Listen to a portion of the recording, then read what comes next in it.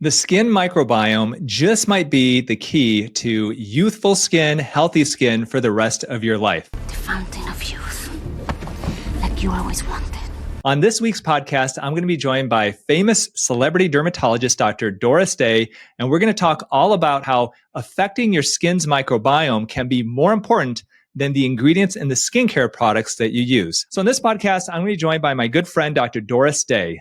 You may have heard of her, not the singer, but the famous dermatologist. She's been on almost all the different television shows. She's a host of SiriusXM Dr. Radio's The Dermatology Show. She's a social media sensation. Let me introduce Doris Day. She is a board-certified dermatologist who specializes in cosmetic dermatology in New York City. She is a clinical associate professor of dermatology at the NYU Medical Center, where she was presented with the award for dedication and excellence in the teaching of dermatology. She was most recently named by Newsweek as the number 3 top cosmetic dermatologist in the United States. Well, Dr. Day also has a master's degree in medical journalism and is host of the Dermatology Show on Dr. Radio for over 15 years and has frequent appearances on many national media outlets and podcasts. She's the author of 4 books. Her most recent book is Rebooting the Biome. So the skin microbiome, you may have heard of the biome, the microbiome, and think about the gut, but our skin has a microbiome, trillions of bacteria that live on the surface of our skin. And we are starting to learn that the importance of that skin microbiome is a lot more than we ever realized. So that's what I'm going to talk with Dr. Day about today on this podcast. And she's going to give very specific actionable things that you can do to impact your microbiome to give you long-lasting, healthy, youthful, acne-free, wrinkle-free skin. I think you're going to really enjoy this podcast. So let's get started with my interview with Dr. Doris Day.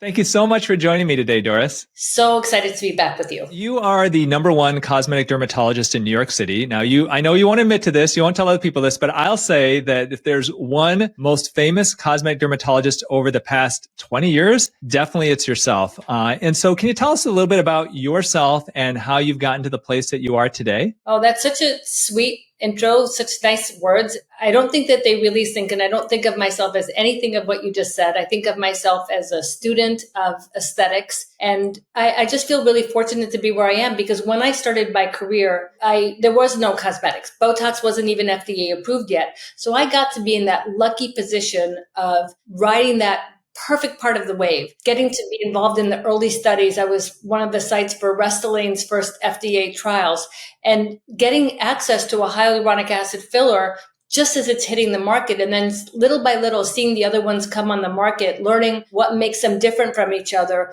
learning about how the skin ages, and learning non-surgical rejuvenation was really so helpful. And I feel like I grew up with the cosmetic field and was just in the right place at the right time. And your patients kind of drive what you do. So the more I did in cosmetics, the more people would come in and say, I want more of that. And it just sort of led me down the path that I'm on. Being a medical reporter was really a big driver of this as well, because I think I instinctively have that curiosity about why people want to do what they do and what I can do to help them not just look better, but be better. So what does your practice entail nowadays? Do you have other dermatologists there? Do you have physician extenders? Can you tell me a bit about that? I have one nurse who does everything. She does a lot that's non-invasive. So she'll do the soft wave, thermage, gel therapy, some of the chemical peels that are on the lighter side, but mostly she'll do hydrofacials, things like that. I have a new associate. She's in her first month with me, and she's a board-certified dermatologist. So I feel really strongly that while there are many people who could be great injectors, I'm in the heart of Manhattan, and there's no reason not to have an outstanding board-certified dermatologist working with me. And I'm very, protective of my specialty. And I think that this is a space that we should be at the top of. And while there are people who could do those other things technically, I want to be more than technical. Well, you're also the host of the SiriusXM Dermatology Radio on SiriusXM Dr. Radio, the Dermatology Show. I've been very fortunate to have been on the show before. How did you become host of that? I mean, this is the number 1 dermatology radio program in the country. It's been a lot of fun. It's been 17 years of doing that show. And I can still remember the first phone call I had with Dr. Mark Siegel, who invited me to be a host. So I was one of the first hosts on the whole station. And I think there's just a few of us left who've been there for that long. And I always told myself that, after a few years, I'll say everything I have to say and I'll do something else. But the reality is that people do need repetition, and we take calls. So it's a live 2-hour show. I always love having you on. My guests always love having you on. And in that 2 hours, it's 1 hour at the start and the finish of me talking. And then in the middle, I'll have a guest or two. And I learned so much. I love the callers. I love the content, the information that they share. But radio is such a great long format. Just like talking to you now, it's different than television. I know we both just did live with Kelly and Mark. That was so much fun. But you have 5 minutes to get everything out, and they have to talk half the time. On radio, we can really have a conversation and dive in. And what I found was that when you have those long conversations, people really get to know you. And people started to come into the office because I would talk on radio and they would say, oh, you get what I'm going through. You're the kind of doctor for me. And even better for me, people who I'm not the right doctor for, and I'm not the right doctor for everybody, those people know that they won't be happy because I won't do certain things that I don't believe in. If you could, now you've had a lot of guests over the past 17 years on your show, present company excluded. If you could name one of your favorite guests, who would that be? And why was that person so great on your show? Well, I have a wide variety of guests on, but I would say my favorite guests are one who sort of go away from direct dermatology. So recently I had a functional medicine doctor on, Dr. Joseph Raphael, and people who really share information, not someone who shies away and says, just go see your doctor, but somebody who comes in and says, these are the things that I see. These are actionable items. So Joseph Raphael, Kyle Gillette is another one who is a functional medicine doctor, and actually heard him on Huberman on a podcast. And I just called him and I said, you know what? I love your content. He's so young. He's so smart, so calm, explains things beautifully. And I loved having him on my show. And then I'm trying to think, I had Leanne Rimes on once. It was kind of fun to her about psoriasis. And then one time I did a transplant special. So we talked, I co-hosted it with a transplant surgeon. And it was really interesting because the people who called in had transplants or were recipients. They were either donors, living donors, or they were recipients. And I learned so much about that process and I became a donor after that. And we got so many people to sign up. So every show is kind of fun, but the callers are the ones who really make it. Well, I've appreciated going on your show. I think it's great, and I'm so glad that you're enjoying it. So let's shift gears. Let's talk a little bit about your new book. It's called Rebooting the Biome, and your book is it's all about how the importance of the skin biome or microbiome, and how that may be actually the most important thing when you're looking at overall skin health. So I'd like to start by asking you, what is the skin biome or microbiome? Do you use those terms interchangeably? And how has your thinking changed about the microbiome or evolved over the past many years? It's really changed the way I treat my patients and practice dermatology. The skin biome or microbiome is the environment that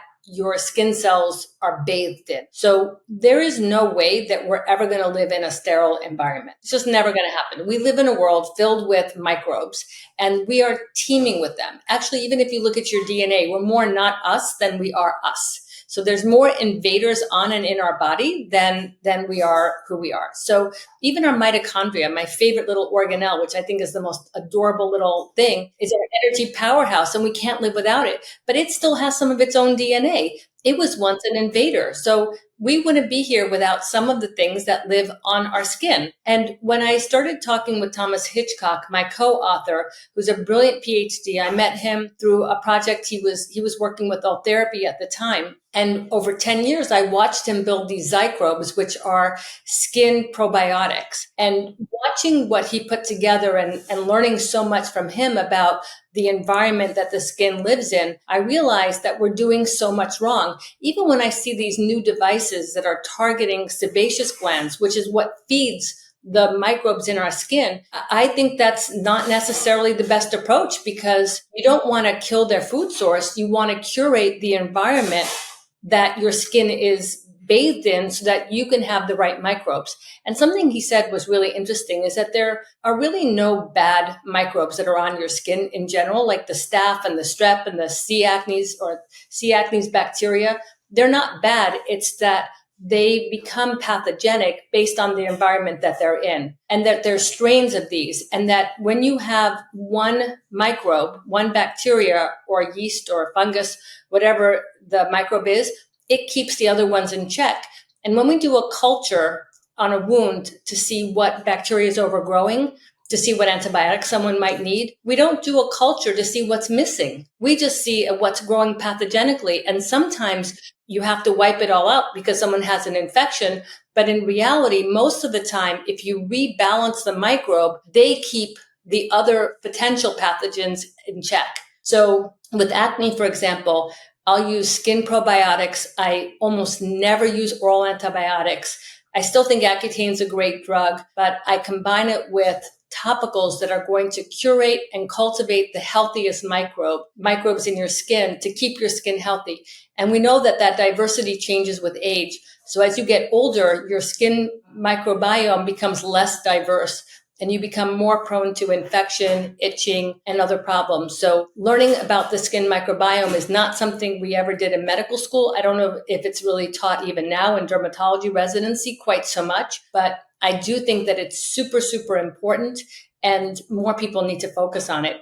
And you'll see it in products over the counter. I mean, they're starting to get the marketing side of it. Yeah. So, I mean, I think what a lot of people don't realize when you talk about the microbiome, everybody will always start by focusing on the gut and the gut microbiome and its massive importance to the health of our entire body, including the health of our skin. And so now we have discovered that not only does the gut have this microbiome and those bacteria can profoundly impact the health of our body, but our skin has this microbiome that you're talking about, and the health of the microbiome of those trillions of bacteria living on the surface of our skin can really impact the health and quality and even aging of the skin. So there's one bacterium you mentioned a little bit ago, C. acnes, Cutibacterium acnes. This is actually, the bacteria has actually been named after acne. And so for many years, people have thought that, okay, this is one of those bacteria that is responsible for creating acne, for creating pimples. And so we need to eradicate that. And hence people are doing, for years, people have prescribed antibiotics, whether topical or oral antibiotics for acne. Can you explain, that it's not as simple as I think we have been led to believe that,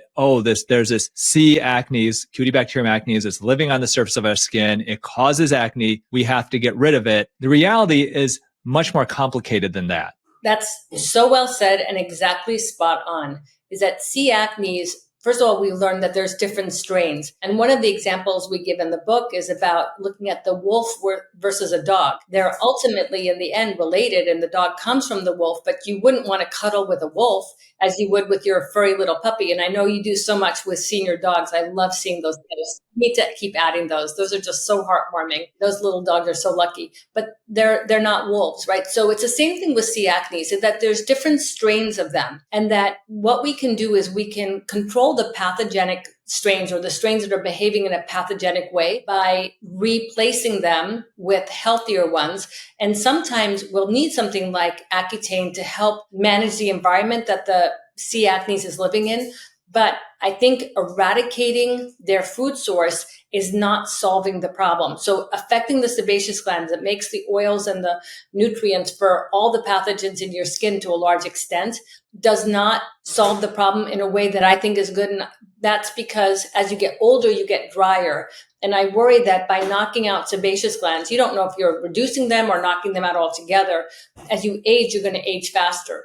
But with C. acnes, we learned that if we feed the right probiotics and get the skin under control, which you can do without antibiotics, because if you take an antibiotic, what you're doing is you're wiping out everything. And then it's like a wave that washes across the sand, right? The wave goes out and there's all these little hermit crabs that come up, and then the wave will come in and they'll go underground. But as soon as the wave goes out, they come back out again, right? It's the same kind of idea. So with C. acnes, what we're trying to do is encourage and curate a healthier microbiome that will change that strain of C. acnes to a less pathogenic version of it. And Dr. Hitchcock did help create these microbes that's in a product called BioJuve that in many of my patients actually has replaced the need for Accutane even.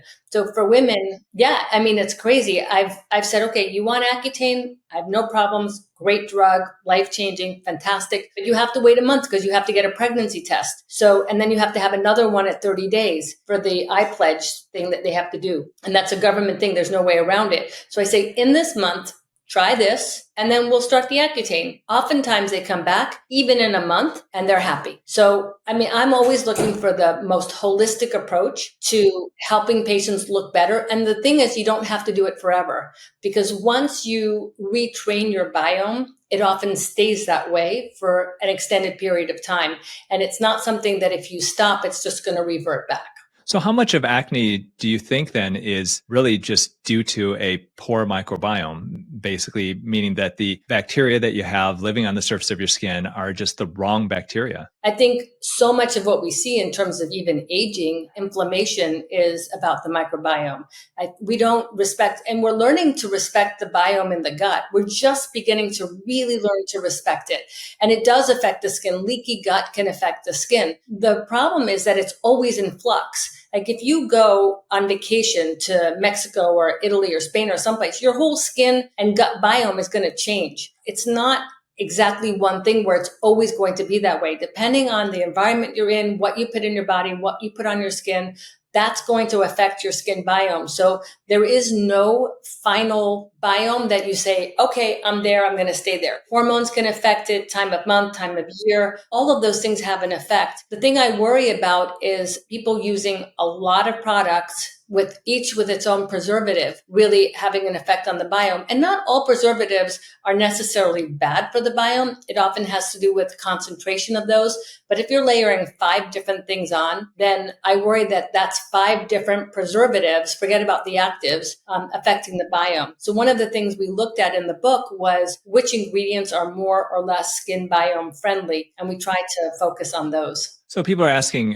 why is it that a preservative would affect your microbiome? Isn't it there just to allow your product not to spoil? Well, one of the things that it does is it suppresses bacteria. So you don't get bacterial growth on the product and then put that product on your skin and then get an infection from it. And so I'm assuming that's what you're describing is that you start adding all these preservatives. Now you're suppressing bacteria using various different chemicals on your skin. And that's a bad idea because now you may be letting some of the bad bacteria, more pathogenic bacteria, take over. That's right. And you're affecting the flux. Even if you're wiping out all of them, then you can create an environment where the ones that can revert back can be the more pathogenic ones, or you can have a dysbiosis where they come back not in the right balance. You keep on affecting that balance. And in reality, we go through all of these marketing things where on the one hand, they would say, don't use a product with more than 3 ingredients, or don't use something that you can't say the name of it. It's like, it's just all marketing hype. When in reality, I'm kind of going the other way. I'm saying use a product with more ingredients in one, because then it's one preservative plus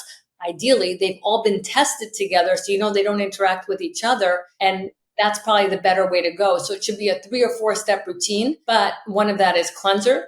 And that should also be careful with in terms of not overstripping your skin. But more ingredients in one product is probably better than 5 products with 1 ingredient and 5 preservatives. So knowing what you know now about the skin microbiome, are you not prescribing antibiotics for acne anymore? I've given up about 99% of my antibiotics for acne. And I feel so good about it because it's so bad for the gut. I mean, even if your skin does okay with it, you're really affecting the gut. And then I worry about things like DRESS syndrome. There's reactions in the skin that can be deadly from antibiotics if they're not identified early. That's a drug-related eosinophilic syndrome where you can just have problems that can affect the heart and other organs. So, you know what? My dad was an anesthesiologist, and I really wanted to try to follow in his footsteps, but I hate drugs. So it wasn't the right field for me. And in dermatology, my goal is to avoid drugs as much as I can and be as holistic. And I love that you're the holistic plastic surgeon, so you get it. Well, one thing that I have found and I have seen with patients is that in talking with a dermatologist that low dose minocycline, like 50 milligrams a day, there was a study that showed that if you're on something like that, it can have a bit of an anti-inflammatory kind of effect of tamping down inflammation. And there was one study that found that if you are on it, yes, it's going to affect your gut microbiome, possibly your skin microbiome, but also at the same time, when you go off of it, that those effects are reversed within like 24 to 48 hours, which I thought was good. And so I have had patients of mine who have come in with inflammation, and I said, look, I'm not a dermatologist. I don't actively treat acne, but if you want to try something, let's just put you on this for a little bit of time and see if that helps you. And it has worked for a lot of patients I've seen. No, I love that. Actually, that I've used Oracea, which is the doxycycline at 40 milligrams once a day. It's time release. And what I like about that is it's great because it's time release and it doesn't hit an antibiotic effect. So it has no antibiotic properties. You don't get antibiotic resistance. And I've kept patients on that for years sometimes because what most ophthalmologists don't realize is it helps against ocular rosacea. And it's a really great drug. It's called Oracea because it's an oral rosacea medicine, but it does help with inflammation. Actually, I just took it for a long time as well. I gave it up because I just didn't need it anymore, but it's the only type, because I don't consider that an antibiotic. I consider that an anti-inflammatory. And I'm not sure if at 40 milligrams in a time release dose, how much it affects the gut or the skin biome. I don't even know if anybody really wants to do that study because the company doesn't want to because they don't want to know if it does. And but doxycycline absolutely does, and it can affect it for years. So I try to avoid any antibiotic that way, but I consider the 40 milligram time release dose. And the interesting thing about the doxy at 40 milligrams is that the brand name Oracea and the generic is made by the same company in the same factory. So it's exactly the same pill. It's just that they make both. So I do the generic where I can. Sticking on the subject of acne, there's a lot of products that are being sold to teenagers containing benzoyl peroxide. Thoughts on benzoyl peroxide? Is that a product ingredient that you try to avoid? No, I think it's fine, but in lower concentrations. And the only problem with benzoyl peroxide is that I think there's some issues with contaminants and the benzenes, that's become an issue. So people are shying away from it. But the good thing about benzoyl peroxide is, again, it's one of those things that'll knock out your whole biome. They're so even on total strikes. And that's not great, but if you combine it with the right products, and if you're using an a topical antibiotic or oral, you lower the resistance to it. So I don't necessarily do it every day, but if someone is breaking out from it, a lower concentration is better. And it's also good because it's also anti-inflammatory. So if you've got somebody just, let's say, adult onset acne, and they say, hey, look, I don't want to be on any prescriptions or anything, which it's great. You're not prescribing antibiotics much for it anymore. What would be a very simple skincare routine that you may start them on if they're just coming to see you and they've had issues with acne? They've tried over-the-counter stuff. It hasn't really worked for them. What would be a good, simple skincare routine just to get started on? So I would start with a salicylic acid wash, because salicylic acid gets into the pores. It's a gentle exfoliator. It's a humectant, and you can get up to 2% over the counter. So that's great as a cleanser. I like treatments in the office like hydrofacials with some blue light, because that can affect that bacteria and sort of help even out the playing field. And it does target that. So it'll help rebalance. But again, that's as an immediate treatment in someone who's having a flare. We have a laser that we do. That's a Phytona laser. That's a combination erbium and ND-YAG that helps both the redness and the scarring. You could do chemical peels. There are salicylic acid peels that help acne as well. But a simple home regimen would start with a salicylic acid wash. I would use a retinoid or retinoic acid like Altrino or tazarotene like Eraslo. Those are my two favorites that are both mixed with hyaluronic acid. So for a strong retinoid type of product, whether it's retinoic acid or tazarotene, it also is much less irritating. And I would do that For non-prescription, would you have them go get Differin? I don't really love Differin. I feel so bad because my Differin rep was the nicest guy when it was prescription. And I would tell him all the time, you're the nicest guy. I just wish your product worked. I mean, I just couldn't write. He kept telling me, this is number one, and everybody's writing. And I'm like, it doesn't work for my patients. I tried. My patients with mild acne would get irritated. My patients with worse acne had no benefit. And it works for somebody. They're making a lot of sales. Oddly enough, Differin mixed with benzoyl peroxide work better. I don't know if it's a combination or it's just the benzoyl peroxide, but Epiduo and Epiduo Forte, which is different with benzoyl peroxide, that worked, but not Differin by itself. And by the time someone someone's come to see me, they've already tried different. So I would probably give them prescription stuff. In looking at their skin, I would see if it's like a combination, if it's adult onset, if it's a combination acne rosacea, because those can look similar. I might use azelaic acid. I will sometimes use a topical clindamycin because I think in the short run you need that. I will sometimes also use a topical hypochlorous acid. Yeah, you've been seeing that a little bit more. Yeah. And the thing is with hypochlorous acid, Thomas, my co-author of the book, did a post about how you shouldn't use it because it wipes out the biome. But if you're working out and you get back or butt acne, using that spray before you work out can help with overgrowth of the pathogens that are clogging your pores and causing some problems, or yeast that could overgrow. So I think it's going to preferentially knock out something that's overgrowing. That's half the battle as well. Because it's just more of it there, right? So it's going to be more affected by it. So it always depends on the circumstance. Where is the acne? Is it from wearing occlusive makeup, occlusive product? We'll review skincare. There's so many factors. Is there other issues? Is there hair loss associated with it? Changes in the period? Are they perimenopause? Or do they have PCOS? What's driving it? But what are they eating? What's their diet like? I think acne is way more affected by diet than we recognize. And we need to address that as well. And I add supplements. I think vitamin D, niacinamide, all of those can be helpful. How about zinc? Have you found zinc to be helpful?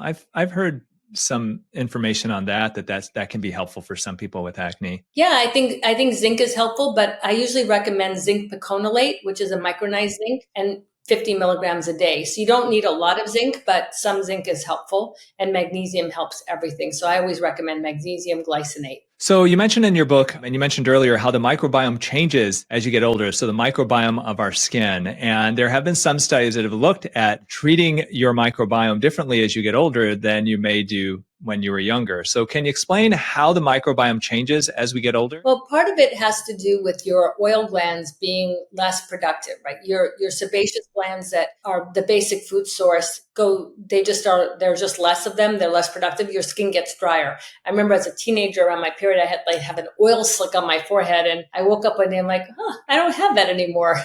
And you're kind of happy because it's no fun, but at the same time, you're like, I'm getting older. And interestingly, with hormone replacement, it doesn't stop you from aging. It makes it more pleasant, but you're still adding years and you're going to feel time. So what happens is your skin gets drier, and and that shifts your biome. And what you see is you can see dull skin, you can see more flaking, being more prone to rosacea, because now Demodex might overgrow more than it did. And you're more sensitive to diet because your gut can also adjust with that as well. And you can have more either leaky gut or just as your gut biome changes, that affects the inflammatory pathways to your skin. And if you're pre-diabetic, you're more prone to yeast and more prone to infections. And we see that more in the lower legs. So if you add in other conditions like potential high blood pressure as well, or weight changes, all of that can affect your skin health. And moving and sleep, it's all connected. I always say it's just the skin is my organ of entry, my organ of choice, but I'm really looking at the whole body. How much do you think, just came to mind as we're talking, we're talking a lot about so there's the skin microbiome, which is mainly bacteria, but there are viruses and fungi on it as well. And they feed. So one of the things I actually learned about in your book is prebiotics for the skin. We think about prebiotics for the gut. It's fiber, it's resistant starch. Essentially, it's, these components that we can't digest, but that the actual gut microbiome, those bacteria feed on the fiber and the resistant starch. What I learned from your book is that the microbiome of our skin, their prebiotics, the food that they eat, is the sebum, the oil, dead skin cells, that type of thing that our skin produces. One of the big things I've always wondered, because me being Asian, people are like, and I'm 51. They're like, oh my gosh, you look so much younger than your age. I have patients of mine who are African American, and sometimes I walk in to see them, and I'm shocked at their age because of how great they look. And people ask, why is it that people who have more melanin in their skin seem to age more slowly? Is it that the melanin is protecting their skin from the aging process? But now I'm starting to wonder, how much of it could potentially be that I know people who in general have, if you're African American, in general, your skin may be a little oilier? And is it that now you've got more food for the microbiome of your skin, more prebiotics for that? And because of that, maybe are you having a healthier microbiome than somebody who has maybe thinner skin, more mature skin, lighter skin? And could that be potentially one of the reasons why, if you have darker skin, you seem to age a little more slowly? Well, you bring up a lot of good points. When you look at the biome across ethnicities, if we all live in the same place, we have similar biomes. So it doesn't really change with ethnicity. So black skin, white skin have similar biomes. But I do think that if you age slower, because the melanin is protected from UV damage, which affects collagen, which affects your oil glands, and it affects so many different things, your prebiotics source is there for longer. And that could have the impact on one of the impacts on why you age better. Some of it is literally just in your genes of just the structure and function of the skin and how somebody ages.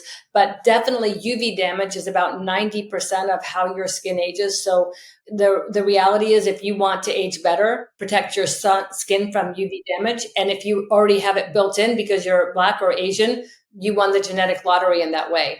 So can you tell me a bit about how scientists now are looking at trying to restore the skin microbiome to when you were younger and how that may affect your skin? Well, one of it is just looking at creating prebiotics and probiotics for the skin. And the second is understanding postbiotics. So when your skin microbes do their job of eating the sebum and the skin cells, one is that's good, that's helping your skin, but their breakdown products and their waste products are called postbiotics. And those can act like retinoic acid and vitamin C and antioxidants that can help with repair, scar revision, protect against UV damage, which is another reason why it's not good to overstrip your skin. Because one is you lose more water more easily. And the second is you're affecting your skin biome. And those microbes do offer some protection against UV damage. And they also offer repair mechanisms. So I think it's really just understanding what the biome is doing, how to curate a healthy biome, understand that when there's pathology, not just what the pathology is, but what's missing that would be in a healthy biome so you could try to restore that. And understanding that that is a multi-layered approach. It's what you put on the skin, but also what you put in your body, managing stress and other lifestyle factors as well. It's unfortunately, we all want this simple answer of just do this, you'll get that. But the reality is that doesn't exist. And one of the biggest problems with social media is that everybody gravitates to one thing. Like all of a sudden buccal fat removal was like, everybody should do this. And then like, no, nobody should do this. The reality is some people should do it and some people should do a little, some people should do a lot, and some people should avoid it altogether. But there isn't this simple thing of all or none in anything in medicine. I mean, what are the first two things we learned? Don't say all and don't say never. Yeah, I mean, it's new. It's always nuanced. I think that's what we find is that it's always nuanced. That being said, can you describe, somebody, let's say you have a woman who's going through perimenopause, the skin's getting a little bit drier, they're starting to notice wrinkles, maybe they're in their early 40s. What would be a reasonable kind of simple skincare routine that you could recommend for somebody like that can help support their microbiome and keep their skin nice and healthy and youthful? Yeah, one of the things about perimenopause, I always say that as a dermatologist, I can often tell when someone's in perimenopause, even before their GYN, can tell through a blood test. And having trained at Kings County Hospital, where getting labs was really hard, if we wanted to know if someone was dehydrated, we had to pinch their skin, or if they were anemic, we had to look at their conjunctiva, because by the time lab came back, they'd either be better or dead. It's like we had judgment.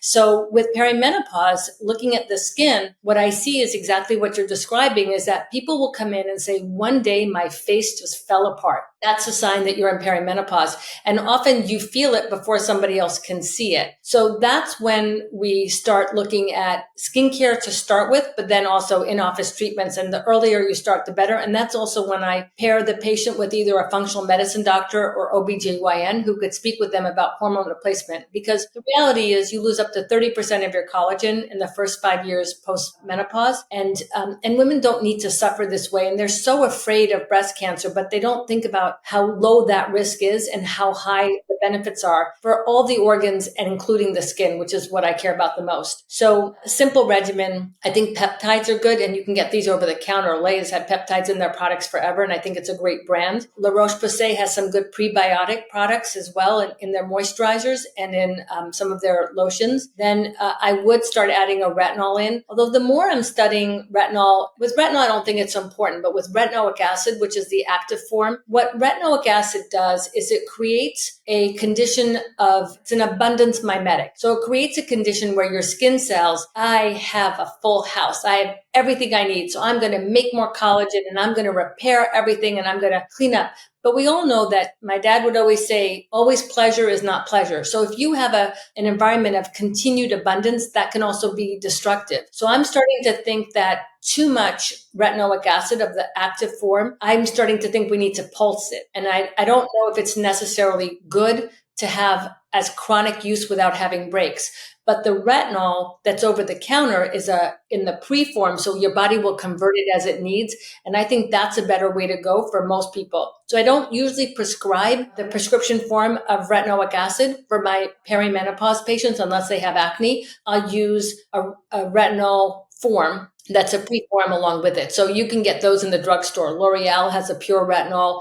Neutrogena has a 24-hour retinol. Rock has a great one. There's so many great brands out there. And if you notice, I'm mentioning all the big brand names because they do so much in the way of research and development that it's not in packaging, it's not in marketing, it's really in research and development. And they just have really smart PhDs. I've met so many of them and they do great work. So, and I'd add a retinol and then I'd go richer moisturizer at night and maybe richer in the morning, but definitely richer at night and maybe something a little bit lighter. And I would up my sunscreen game. Make sure you do a double layer in the morning, reapply regularly, because now it's not about replacing collagen. It's about preserving collagen, repairing what you can and avoiding further damage. So I've got some quick hits I'd love to ask you in the time we have left, because you are an expert, obviously, in all things skin, and there's so many just kind of random questions that I would love to run by you and see what your thoughts are. Some of these have to do with the microbiome, some don't. First question, and I swear to God, Doris, every day somebody asks me this. What do you think about estrogen creams for the face? Because literally 6 months ago, nobody asked me this. And now I swear to God, people are asking me this constantly. It's the power of social media. And I started talking about it because,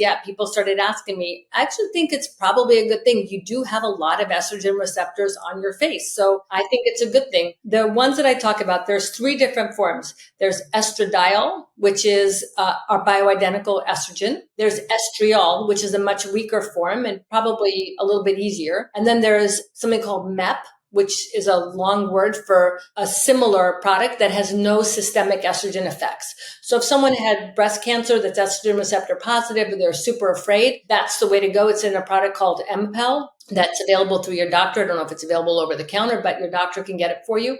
And I've been using that for a long time for those patients. The estriol and estradiol require a prescription. And I do think that they make a difference in the skin. And I think that they are helpful. But I kind of like that social media has brought it up as a conversation, but it's something that we still need to further study. And then there's another element that I'm really looking at called mTOR, which is a pathway of skin development. So you need mTOR for cell proliferation, and your skin cells are always renewing. So you don't want to shut off mTOR, but it becomes dysfunctional as we age. So I'm also studying ways to control and limit that pathway that's causing the cell breakdown, but without eliminating proliferation. So there's some really interesting things coming. Yeah, there are some studies that I've seen that show that if you go on hormone replacement therapy, it can help actually to replenish the collagen of your skin, to thicken the collagen of your skin. I haven't seen any studies yet on estrogen creams on the facial skin or the skin in general. Now, and I know that some people are using estrogen creams made for the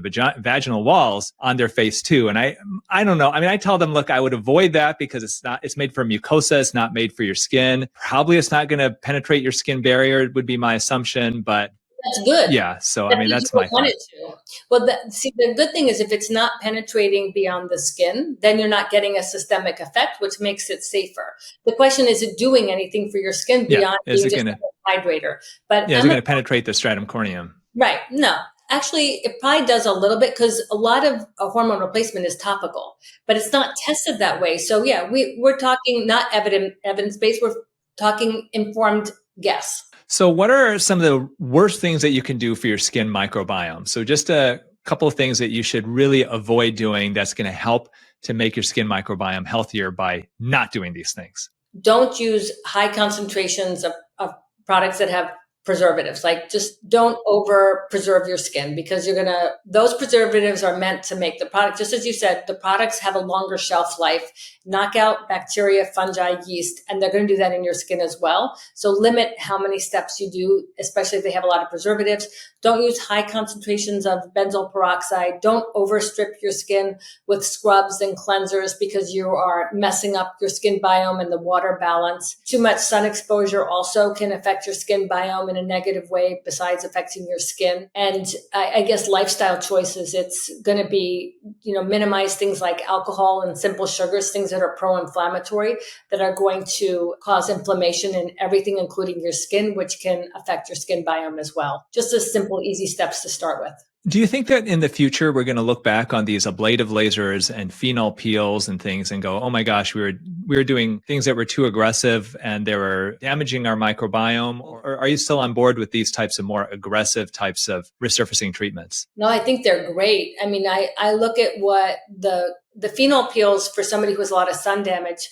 If you go too far, you do look like a burn victim. I don't love that look, but you can really restore skin beautifully. The laser treatments, it's a moment in time. And I look at those as laser assisted active delivery. So if you're delivering exosomes and you're rejuvenating the skin, on the other side of it, when the skin repairs, you'll have a younger biome. Because don't forget, now you have old skin and the biome is not healthy. You have dysbiosis just by nature of being older. But when you do something like laser resurfacing and you restore the skin to younger skin, it's actually restored in many cases and you feed it really well. So I don't think of the laser as the main event. I think of the laser as the assistant to whatever I want to get into the skin. As the skin heals, you now have a better environment and a healthier biome. And now that's what you want to preserve. So I think those were only going to say, oh, we were so smart. The mistake we made was just by throwing Vaseline on instead of nourishing the skin as it's trying to heal.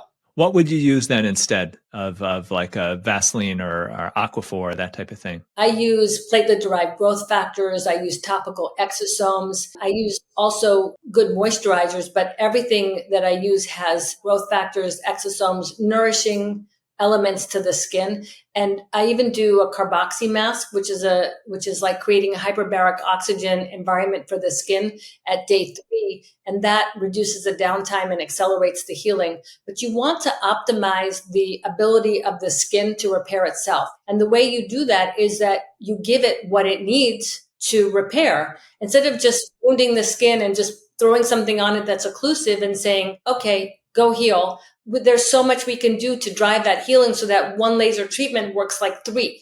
And then is there any commercially available probiotic moisturizer or serum that you recommend if somebody wants to try one? The prebiotic ones, the La Roche-Posay ones, I think are the best because they use both the La Roche-Posay water and they are tested prebiotics.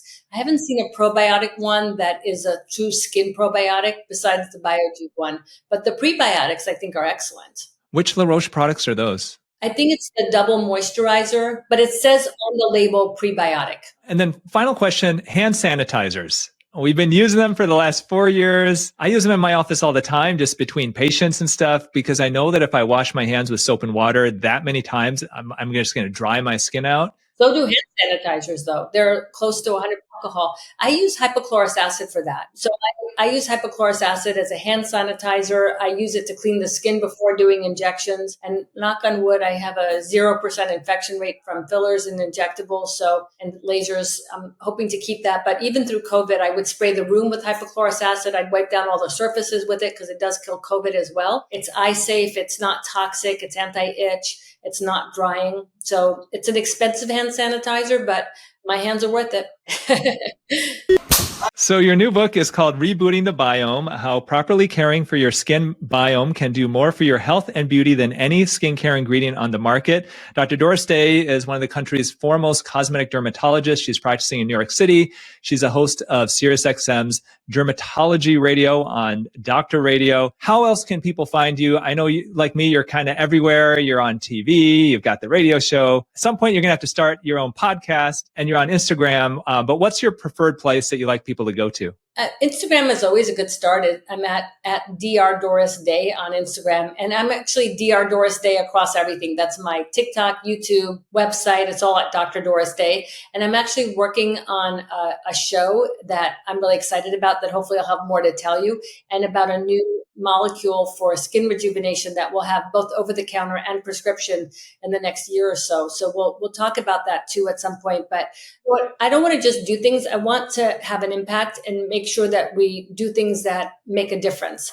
And there's so much marketing and hype out there, but we can make a difference. And I think with the work that you do, both with your humor and also with the information you provide, you're making such a big difference. I love following you. And I don't know how to take a compliment when you give it to me, but I have the same problem when I say something nice to you. Oh, thank you. Well, you're too kind. So thank you so much, everybody. Thank you so much for joining me, Doris. Thank you so much, everybody, for listening and for watching. My name is Dr. Anthony Youn. This is the Dr. Youn Show. If you've been enjoying these episodes, if you could leave a rating or review on iTunes, Spotify, or wherever you get your podcasts, it definitely helps me spread the word. Otherwise, I will see you back next week for another episode. Thank you so much, everybody.